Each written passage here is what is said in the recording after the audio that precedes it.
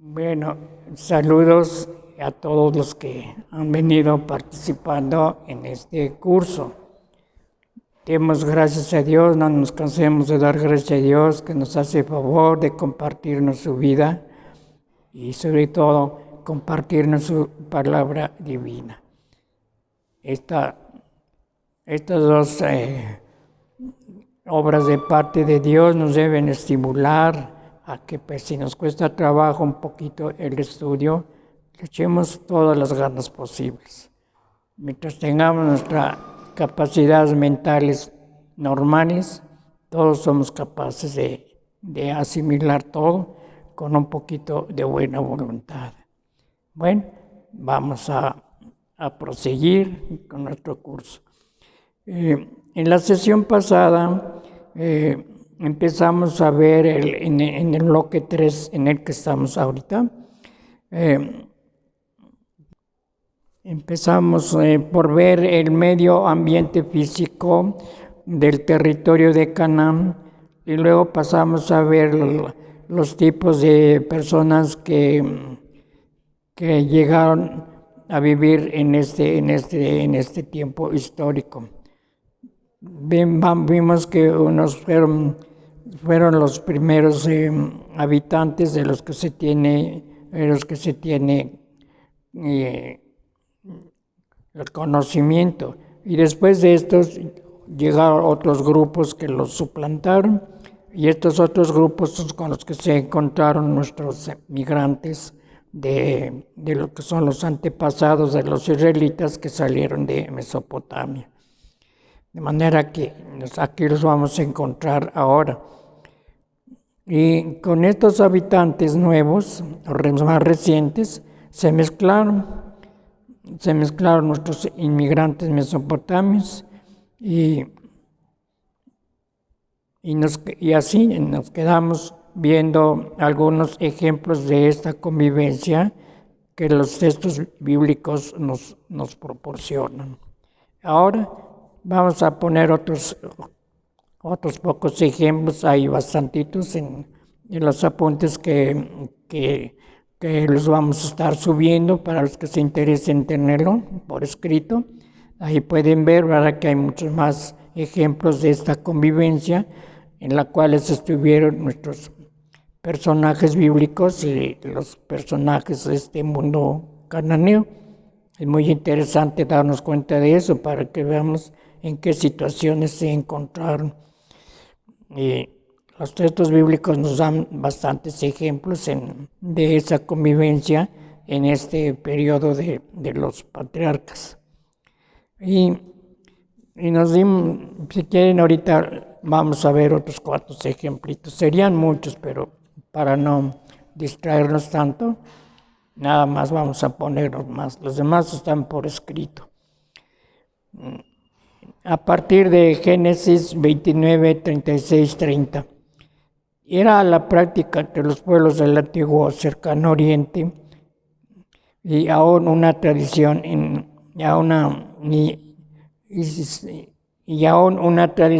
esa zona que se casara primero la hija mayor.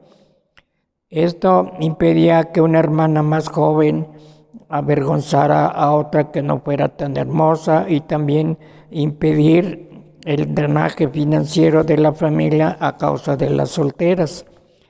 Las mujeres eran casadas por medio de contratos familiares para obtener riqueza y prestigio para la familia. Si una hermana mayor era pasada por alto, entonces nunca se casaba y su familia quedaría con la responsabilidad de sostenerla.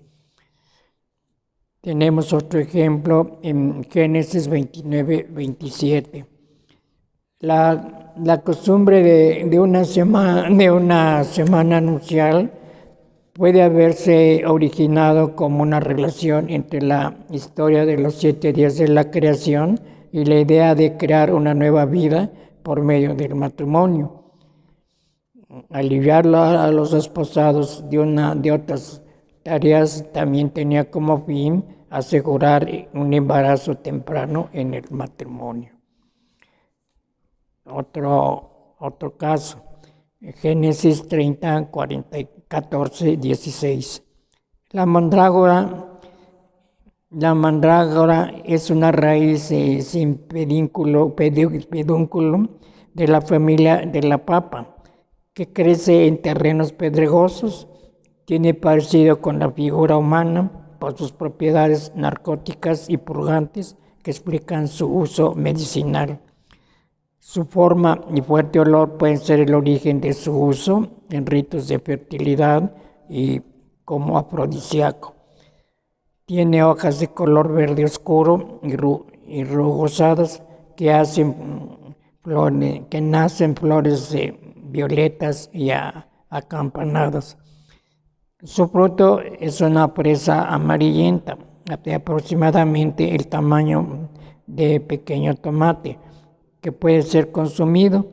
Es originaria de la región del Mediterráneo, pero no es común en Mesopotamia.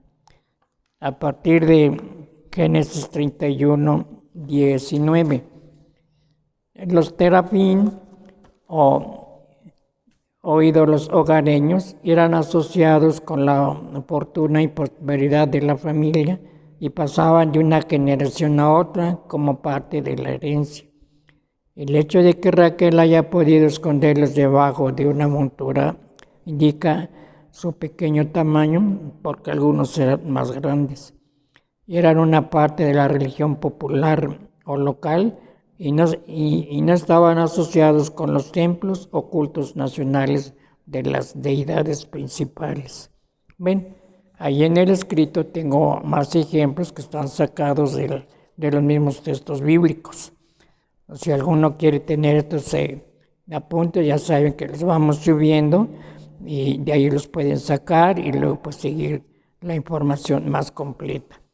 Entonces dejamos de dar estos ejemplos, que todavía hay más, y pasamos ahora a otro punto que también es interesante. Se trata de otro tercer elemento que se verificó o que se aplica aquí en estos textos, en este periodo histórico, lo que yo llamo la cultura de la revelación divina. Los antepasados de los israelitas que habían llegado aquí a Canaán ya no hablan de estas nuevas experiencias aquí en Canaán y por tanto no hay una información acerca de esto.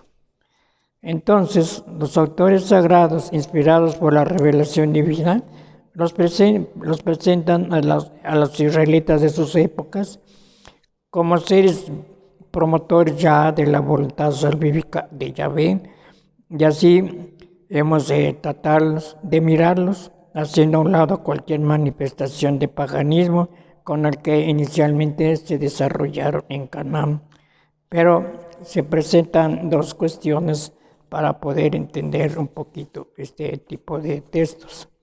Uno, si realmente los patriarcas vivieron ya con la inspiración divina, ¿qué influjo religioso produjeron en los cananeos de su época? ¿Y de qué forma? No parece muy claro en los textos, ¿no? Entonces, estos textos que se aplican a este periodo son una representación bajo la cual los israelitas deberían tomar en cuenta la experiencia vivida por los patriarcas en Canaán para su religiosidad ya vista sacerdotal. Entonces,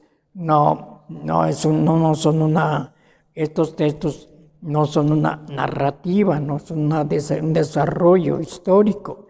Para mi modo de pensar, son una reflexión histórico-teológica que se aplicó a los patriarcas, tal vez en vista de que ya no hay información más específica de estos comportamientos en este periodo, o tal vez para hacerles ver a los israelitas de las nuevas generaciones el comportamiento de sus antepasados en una cultura totalmente pagana. Queda pues un poquito eso pues ya, para mayores explicaciones, mayores estudios, pero por lo pronto yo así se los presento a ustedes. Bien, ahora vamos a ver cómo para darnos cuenta acerca de este problema, tenemos de tomar en consideración lo siguiente. La diferencia de tiempo y lugar entre los hechos históricos y la reflexión bíblica. Los hechos históricos tuvieron lugar hacia el año 1850 a.C. en Canaán. En cambio, los textos bíblicos que se aplican a estos hechos datan a partir de la época de Salomón, hacia el año 970-931 a.C., y en la época de la monarquía davídica.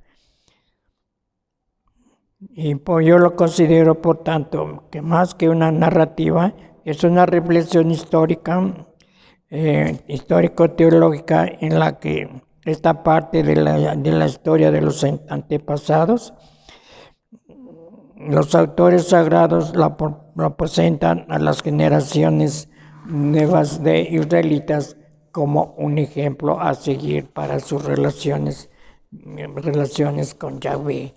De manera que pienso yo que así conviene ver estos textos que se aplican a este periodo histórico de los antepasados.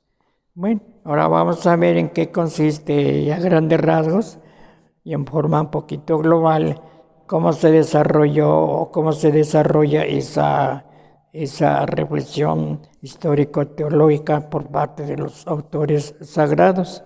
Ese es lo que tenemos en el texto bíblico. Así ya nos vamos a referir a la tradición séptima dentro del temario del Pentateuco. Es la migración semita según la Biblia. Aquí ya no la vamos a ver desde el punto de vista histórico humano, sino ya como lo presenta la Biblia, o sea, con la mentalidad de revelación divina. Bueno, primero que todo, ¿cuáles fueron los personajes que intervinieron en esta migración? Aquí tenemos, ¿verdad? A Terach, Abraham, Sarai, Nahor, Milcá y Harán, Lot, Milcá y Iscak. Fueron los principales personajes que encabezaron, seguramente seguidos de sus familiares, todo el personal que convivía con ellos.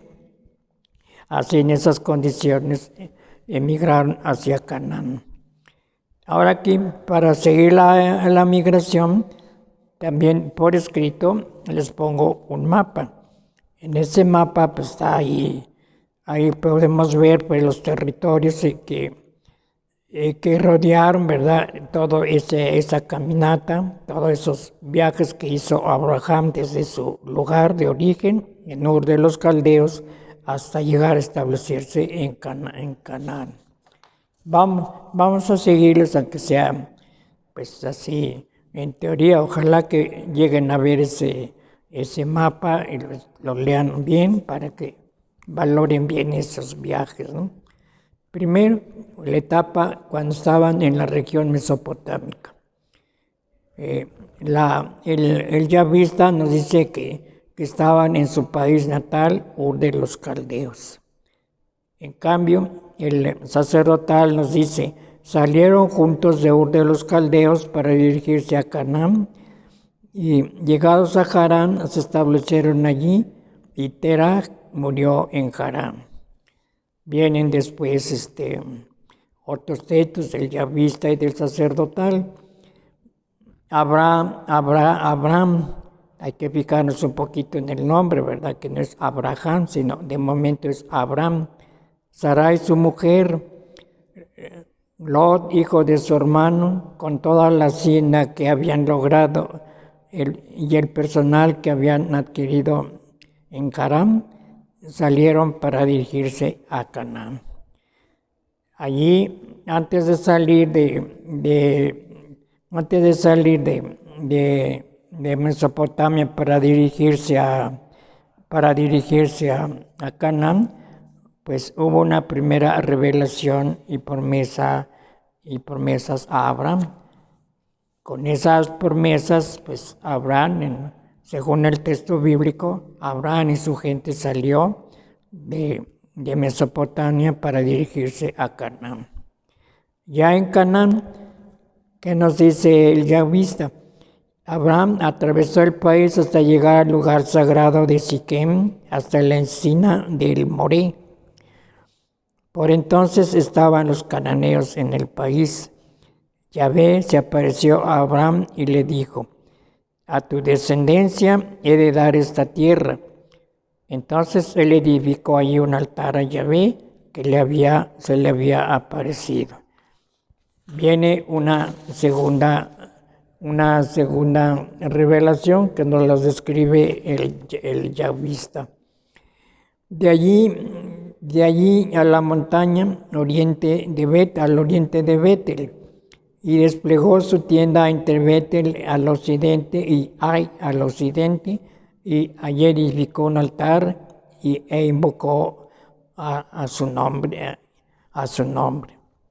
Después, en el Negev, según el yahvista, se desplegó de campamento en campamento hacia el Negev hasta llegar en la frontera con Egipto. Allí en Egipto, también el yahvista nos dice que hubo un hambre en el país. Abraham bajó a Egipto.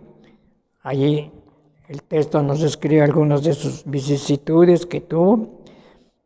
Estando ya próximo a entrar a Egipto, y cuando Abraham entró a Egipto, los problemas que tuvo con su mujer Sara, por ser precisamente una mujer extranjera que pues era vista por los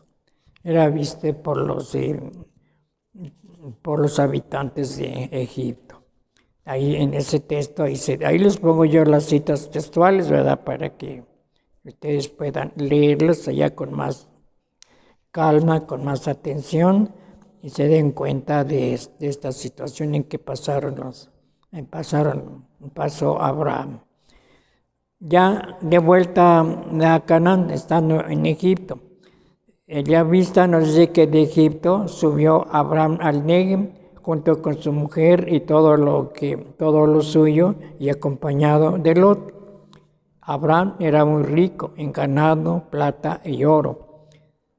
Y caminando de acampada a acampada, se dirigió desde el Negev hasta Betel, hasta el lugar donde estuvo su tienda entre Betel y Ai, el lugar donde había invocado Abraham en nombre de Yahvé.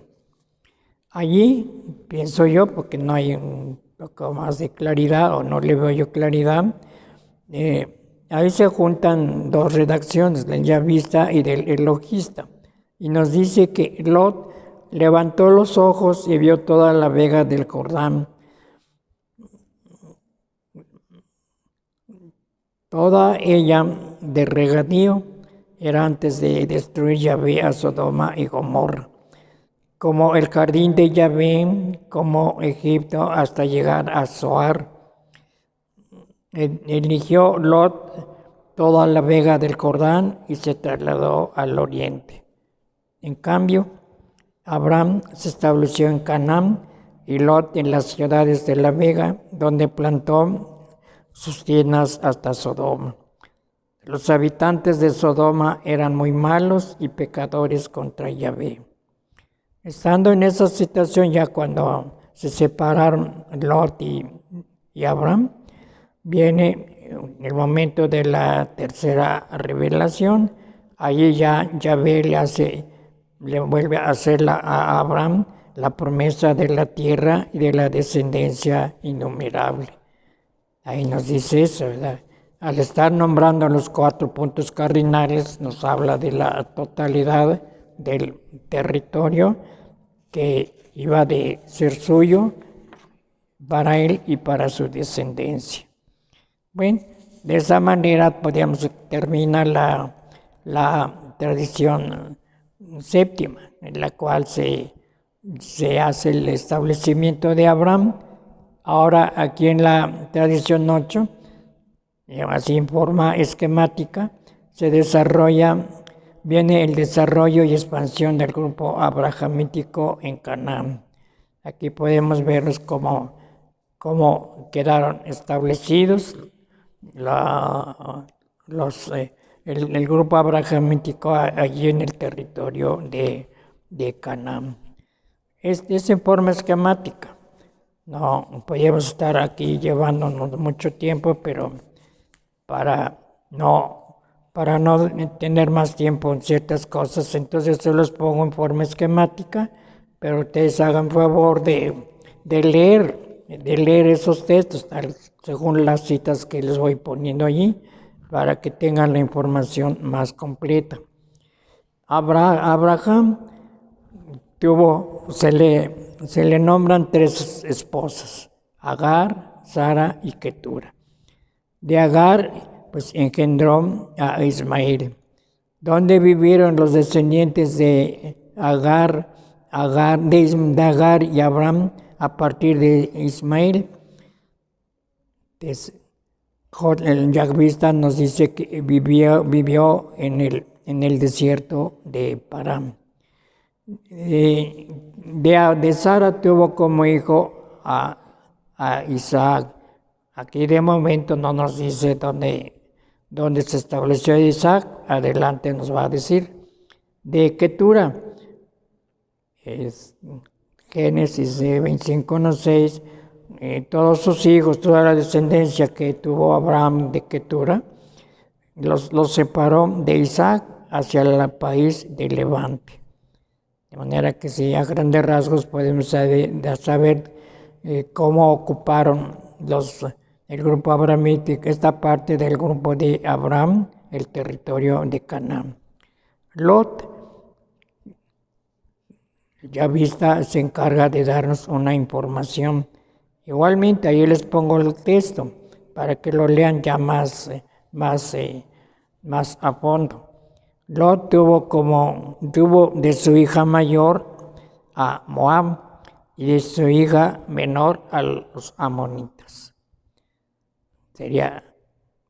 Es cuestión de ver la situación en que Lot con sus hijas haya tenido descendencia, que a la larga esa descendencia dio lugar a otros grupos, a los moabitas y a los amonitas. ¿Quieren ver esa información? Y ahí está el texto, ¿no? Ahora, de Nahor, nos dice que el Yahvista pone 2 esposas para Nahor, Milcá y Reumá. De Milcá le nacieron Uz y Buz. Y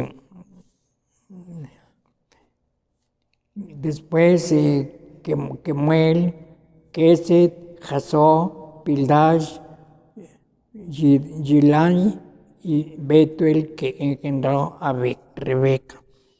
Y de Reumá tuvo como descendientes a Tebaj, Gaham, Tahash y Maaca. Ahora, los descendientes de Ismael, según el sacerdotal, fueron Nebayot, Kedar, Abdul, Nibsan, Mishma, que ocupó desde Javilá hasta Ashur y que cae enfrente de Egipto según se va a Ashur. Además, Tumá, Masá, Hadad, y que se estableció enfrente de todos sus hermanos. Luego, Chetur, Nafish, Kedma. De manera que ellos también se establecieron en la parte sur de Canaán. De Isaac tuvo como descendientes, según el Yahvista sacerdotal, a Esaú y a Jacob.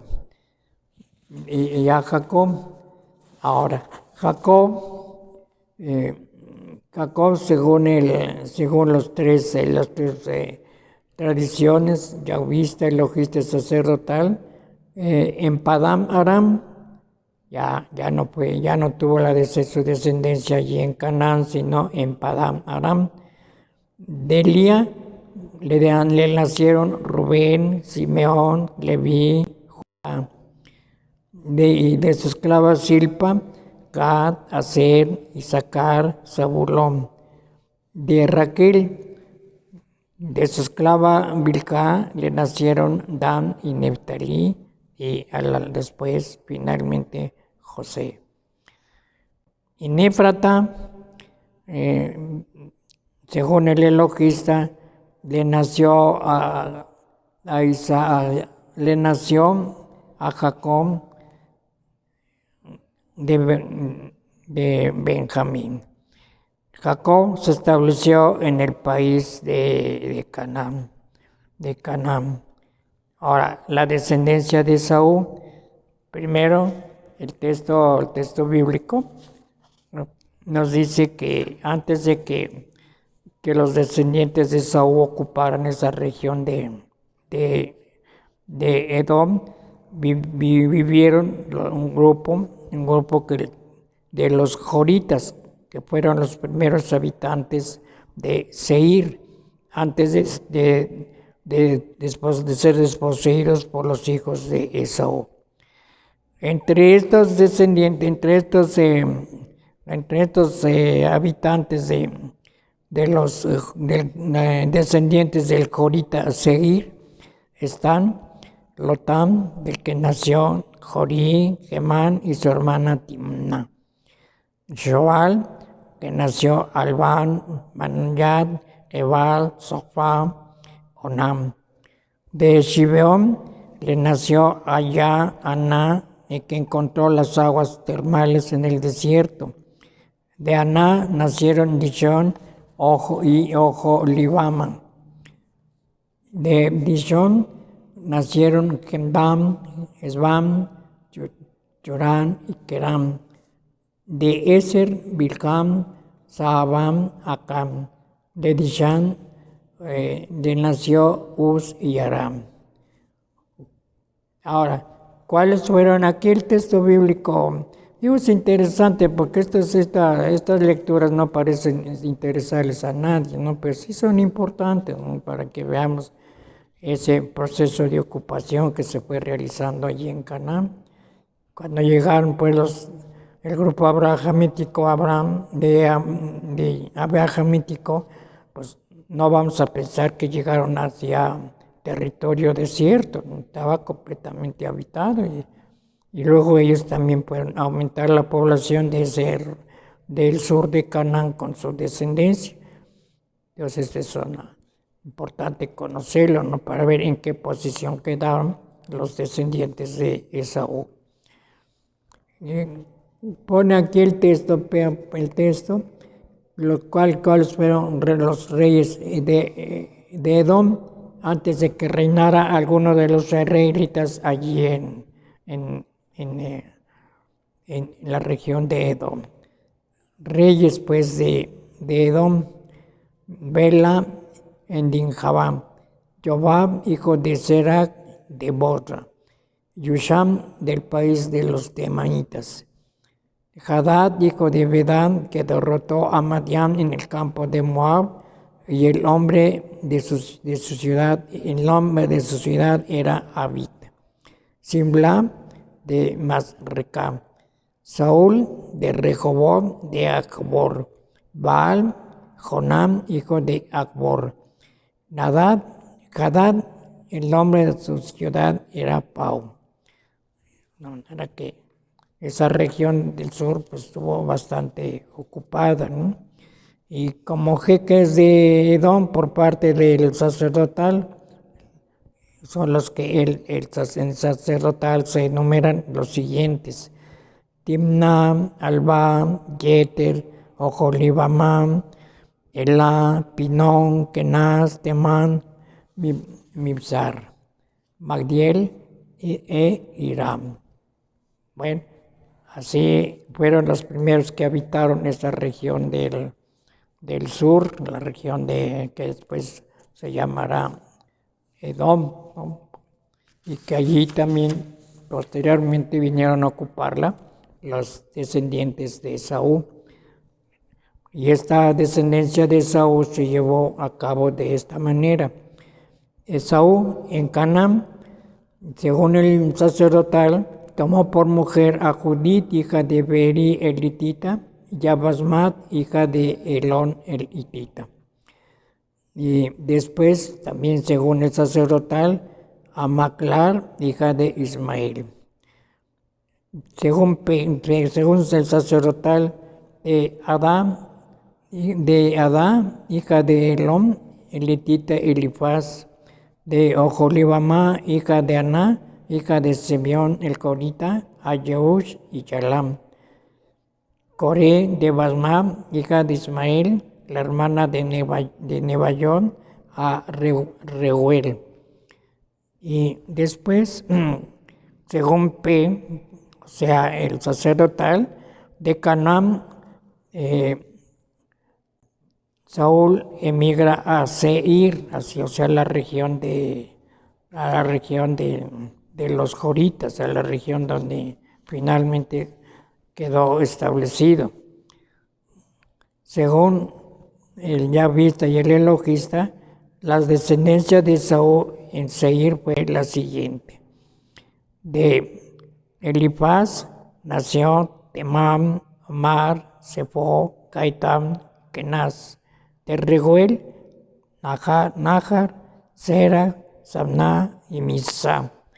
De Oholibamá, Jeush, Yalam, Coré. De manera como podemos ver que ese territorio, esa parte de ese territorio de Canaán, pues estuvo ocupado, primero por descendientes de habitantes no del grupo de Abraham, o sea, paganos en todo caso, ¿no? Y luego vinieron a ser suplantados por los descendientes de Esaú. Al fin y al cabo, ese que ocupó ese grupo. Digo, esto es interesante porque lo vamos a ver como que las dificultades que nacieron o que hubo entre esos grupos de moabitas y de edomitas, que tuvieron las dificultades que tuvieron con los israelitas cuando venían del desierto rumbo a la tierra prometida. Y luego, como a la larga también, a pesar de que eran en cierto punto parientes, llegaron a tener muchos problemas, muchas dificultades.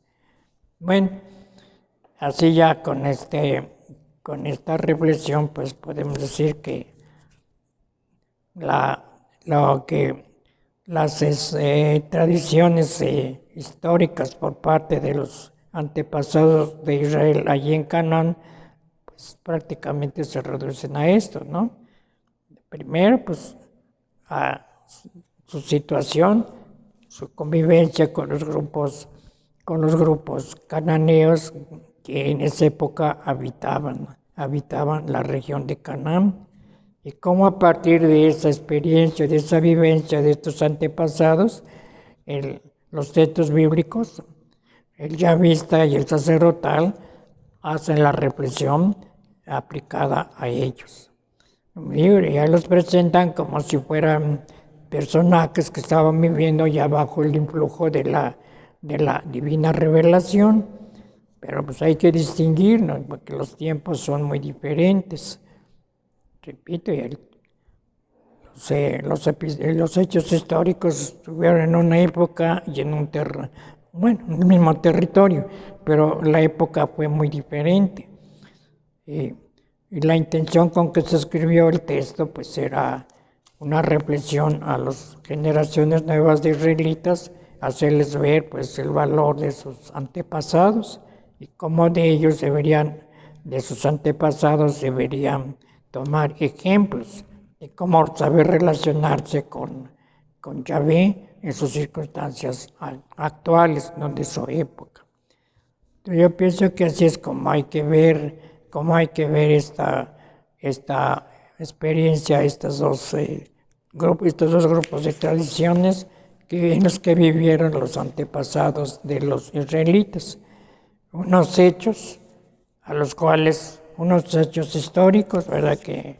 De los cuales no se tienen noticias completas, pero que, pues se supone que estuvieron realizándose y que después con el tiempo los autores sagrados les muestran a las generaciones nuevas pues cómo deberían estimar, valorar a sus antepasados con esa mirada de fe y en orden a la revelación divina, ¿verdad? Cómo deberían de ver a sus antepasados ahí en ese territorio y en esas circunstancias y un completo paganismo. Claro que muchas lecciones tienen que sacar de allí los nuevos israelitas, ¿verdad? De cómo han de haber vivido y cómo sobresalieron de esas circunstancias paganas totalmente, cómo sobresalieron y siguieron después su siguiente situación. Sí, es interesante, ¿verdad? Que cuando se quiera estudiar estos dos grupos de tradiciones, se tome en consideración esto, la diferencia de situaciones de unos textos y otros. Los textos de los cananeos son textos reales, ¿sí? Porque así nos describe la historia, la existencia de esas gentes y luego la reflexión que presentan los autores sagrados. Es una reflexión histórico-teológica hecha a la luz de la revelación divina. Claro que tiene su validez por el hecho de ser revelación de Dios, pero entonces hay que ver que la perspectiva con que se deben de ver un grupo de textos respecto del otro. Esta revelación divina nos hace ver, primero, a los israelitas de sus épocas, la perspectiva de fe que deben ver a sus antepasados, que también nos debe servir de ejemplo a nosotros. Entonces, hay que distinguir pues esas dos situaciones, esas dos intenciones para poder entender lo más posible esta narración bíblica, que de cierto modo es una relación oscura, digo en el sentido de que hay poca información de cómo ha de haber sido la realidad en que vivieron los patriarcas y su gente en ese territorio pagano de Canaán. Digo, hay poca información, no hay información sobre esa experiencia de ellos, en el sentido digo que fue una época oscura, pero que se ilumina con la revelación divina al proponerse que ese periódico histórico en que vivieron sus antepasados los deberían de ver así, con esa mirada de fe y no mal pensar de ellos por todo lo bueno, lo malo que pudieran haber hecho, pero que siempre se mantuvieron en la mirada de Yahvé. Así que tiene su manera propia de ser estudiado esta serie de textos. Bueno, con esto terminamos este tercer bloque de tradiciones dentro del Pentateuco. Ya, como decía al principio, ¿verdad? La primera experiencia que tuvieron los antepasados de los israelitas cuando iniciaron ya su separación de territorio de Mesopotamia, de donde eran originarios, para luego seguir caminando según se les iban sintiendo esa inspiración y que dieron lugar pues a la historia de la revelación. Por lo pronto nos quedamos así en Canaán. El siguiente bloque 4, vamos a ver la experiencia que tuvieron estos mismos antepasados en Egipto. Claro que primero tenemos que ver igual, ¿verdad? Cuál era la circunstancia de los egipcios en ese lugar a donde fueron a vivir esta otra etapa de su vida. Vamos a seguir el mismo sistema, proponerles primero la situación, ¿verdad? Primero de ambiente, medio ambiente físico, luego su historia breve, sus usos y costumbres, y algo de su religión, para que nos demos cuenta en qué medio ambiente se realizó esta otra experiencia de los israelitas, ¿no? que como digo, fueron a formar después el pueblo de Israel, pero que estas experiencias de sus antepasados pues fueron muy significativas. Ojalá pues que este tipo de estudios nos ayude a entender un poquito más los textos bíblicos. Ahora que allí en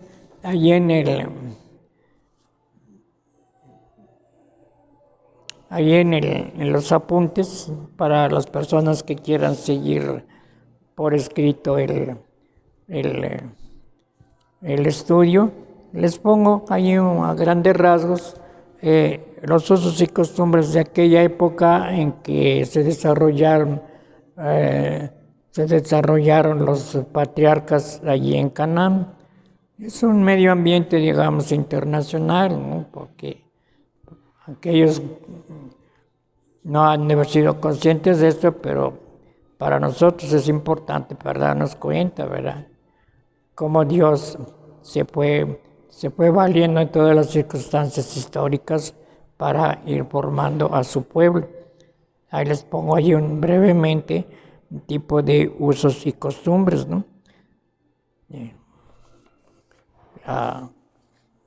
Las famosas tablillas de Nuzi, que nos dan una información de cómo eran las costumbres de los mesopotámicos, y que con esas costumbres pues llegaron los patriarcas a Canaán. Después ahí también ya les pongo algunos otros ejemplos que nos ilustran, pueden ilustrarnos para ayudarnos a conocer las circunstancias en que llegaron a vivir estos antepasados. Y que mientras ellos estaban viviendo allí en Canaán, en otras partes del mundo de entonces, conocido de entonces, ¿no?, seguía realizándose la historia. Por ejemplo, es parte ya del Bronce Medio A. En Egipto se desarrolló el Imperio Medio. Palestina y Siria estaban bajo el dominio egipcio. O sea que podemos darnos cuenta de que mientras ellos mis antepasados estaban viviendo en Canaán, Canaán estaba bajo el dominio de los egipcios. Pues eso tendría mucho que ver, ¿no?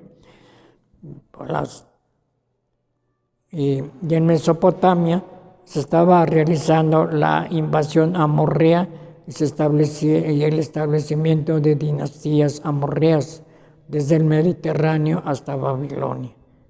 Así, mientras allá en el mundo de esos alrededor estaban desarrollando muchos acontecimientos, ellos estaban viviendo allí su vida, su experiencia.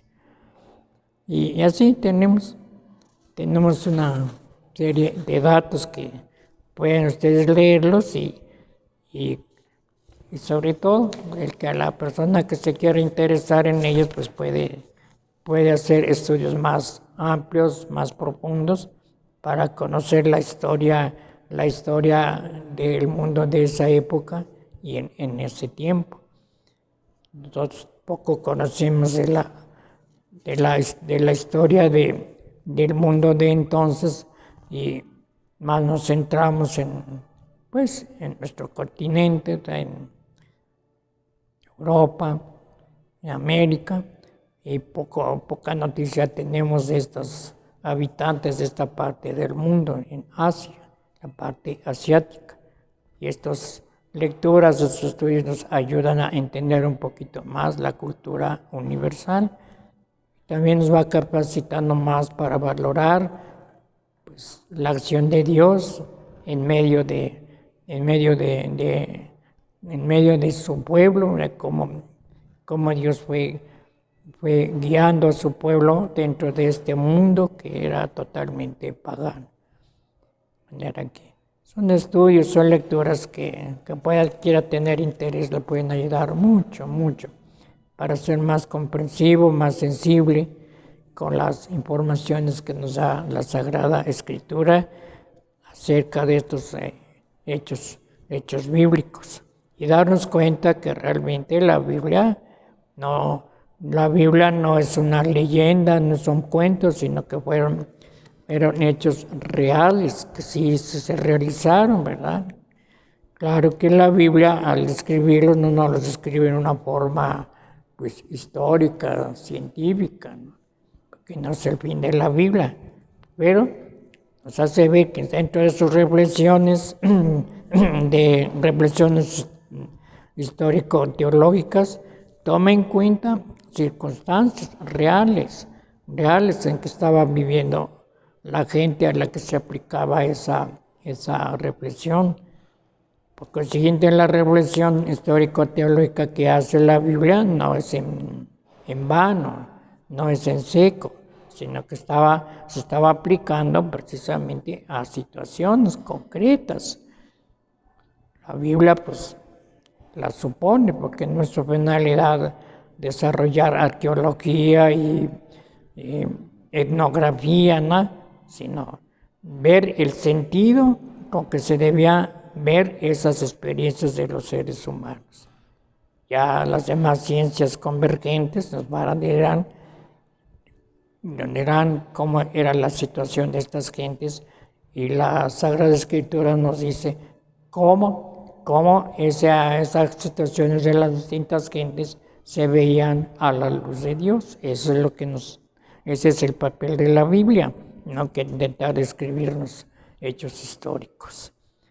Porque también esto, si no se toma este punto de vista, pues no se le crea la Biblia, o la Biblia habla puras cosas irreales, ¿no? La Biblia no se aplicó de una forma imaginaria, ¿verdad? Sino son aplicaciones reales, provenientes de la divina revelación, ¿verdad? Cómo quiso Dios que se vieran, se juzgaran, se valoraran todos esos comportamientos, no solamente de su pueblo israelita, sino de los pueblos adyacentes. Eso es lo que yo creo que ese punto de vista hay que verlo bien, hay que hacer esa debida separación y también pues referencia. De manera que la Biblia pues toma en serio la historia humana. Tal vez la historia humana no tome en cuenta la Biblia, pero la Biblia sí toma en cuenta la historia humana. Y por no tener esa mentalidad, por eso se tienen tantos problemas cuando se trata de la Biblia, ¿no? Pero una persona sensata, sincera, honesta, que busca la verdad, pues fíjese en eso, ¿verdad? Tenga ese criterio de que esta revelación divina, ¿a quién se está aplicando? ¿A qué circunstancias de la vida humana en general y de la vida humana del pueblo israelita? ¿Qué circunstancias concretas se está aplicando? Cuando se llegue a ver esa referencia, relación, se verá la validez de la información bíblica. Y no se le va a pedir a la Biblia lo que no se le tiene que pedir, porque ese no es su intento. Ni tampoco se le va a pedir a la historia humana lo que le corresponde a la Biblia, sino cada uno tiene su valor específico. Y cuando se saben compaginar uno y otro, se explica uno tantas realidades del mundo como las realidades que propone la Sagrada Escritura. Pues yo en ese plan, con esa metodología, pues trato de proponerles el estudio de nuestra Biblia, ¿verdad?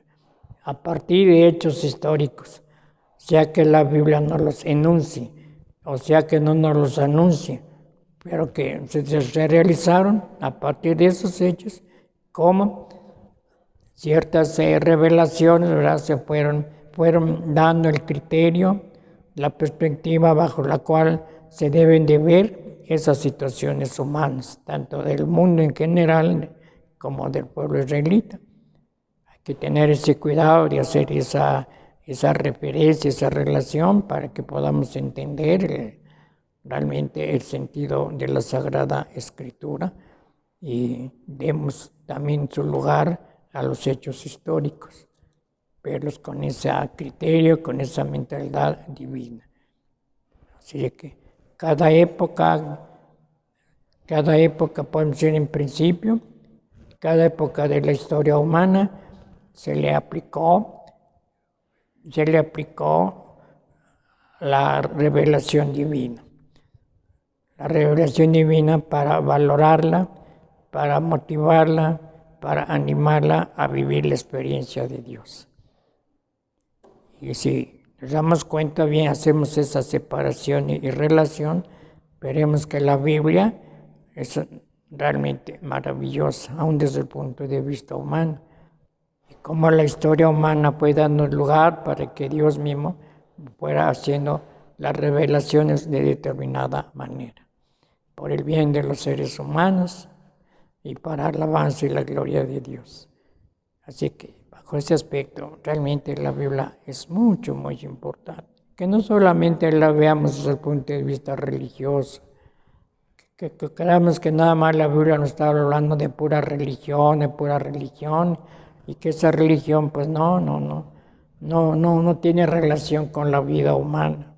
Sí la tiene. Podríamos decir que la Biblia sin esa relación a la vida humana no tiene sentido, no existiría. Entonces, la cosa es de que tengamos esa buena voluntad, que tengamos esa honestidad mental para que nos demos cuenta, ¿no? Y bueno, este texto bíblico, ¿de qué está hablando? ¿A quién les está hablando? ¿A quién, verdad? Respecto de qué situación está hablando la Biblia, ¿a qué se está refiriendo? Eso es importante, ¿verdad? Como en este caso que estoy diciéndoles que los autores sagrados, por ejemplo, el Yavista, hizo una reflexión, ¿verdad?, sobre sus antepasados. Bien, entonces está hablando de los antepasados. ¿A quiénes les está diciendo esto? A sus contemporáneos de la época del Yavista y a las generaciones posteriores. ¿Qué les está diciendo? Cómo vivieron la experiencia de Dios ellos y cómo la deben de ver las nuevas generaciones.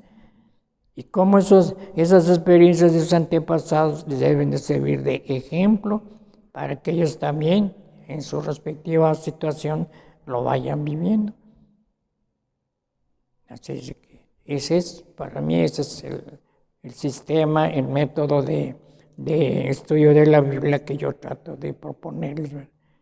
Partir, en todo caso, de situaciones humanas y ver cómo esas situaciones humanas son iluminadas por los textos bíblicos, hacen referencia a ellos. Aunque no hablan explícitamente, pero considerando la situación humana y la intencionalidad y el contenido de la revelación, vemos que hay una relación estrecha entre uno y otro. Se compaginan, se completan, ¿no? Entonces, no podemos decir que la Biblia no dice verdades, no dice realidades, al contrario.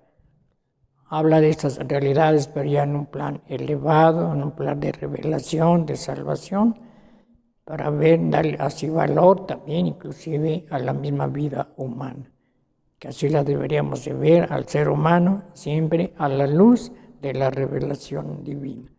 Todas estas son enseñanzas que podemos sacar si sabemos aplicarnos a saber leer la Biblia. Y que no entendamos pues que la Biblia es por cosas religiosas, por cosas de fe, que nada más se van a quedar en el alma de cada uno. Sí, eso, pero no es todo. Esto es más amplio, más profundo, más extenso, ¿no? La Biblia pues nos hace ver el sentido de la vida humana, el valor de la vida humana a los ojos de Dios. Y tenemos todas esas experiencias que fueron viviendo pues, los israelitas y su entorno. Ojalá, hermanos, que esto les ayude a entender mejor la Sagrada Escritura y que de esta enseñanza, de este aprendizaje, pues lo apliquemos a nuestras propias vidas. Porque es lo mismo, lo que la Biblia hizo para el mundo, iluminarlo, también la Biblia hace lo mismo con nosotros, ilumina nuestra vida, con la misma intención de alabar a Dios y de lograr la salvación eterna. Bueno, pues aquí le paramos y espero que sigamos tomando en contacto esta relación, este estudio y, como digo, vamos allá a pasar de Canaán, vamos a pasar a Egipto. Ahí vamos a ver también sus experiencias que vivieron con este pueblo tan importante para la humanidad. Bueno, pues gracias por su atención y espero que sigan poniéndola. Y no dejen de hacer preguntas, porque no, hasta ahorita nadie ha preguntado nada. Una vez más les digo que me hacen lo que me hacen pensar, ¿verdad? Lo que nos decía ese maestro maravilloso que yo tuve allí en el seminario, que nos decía, ¿no? Después de que daba su clase, ¿quieren hacer algunas preguntas? Nadie. Entonces él decía eso. Eso quiere decir que o todo lo entendieron o nada entendieron. Ojalá que sea lo primero por lo que no pregunten, porque todo lo entendieron. Pero como quiera que sea, ya saben que estamos abiertos a toda intervención que puedan hacer. Nomás acuérdense que haya respeto a personas y creencias. Todo lo demás pues ya viene consigo. Gracias y nos estamos viendo.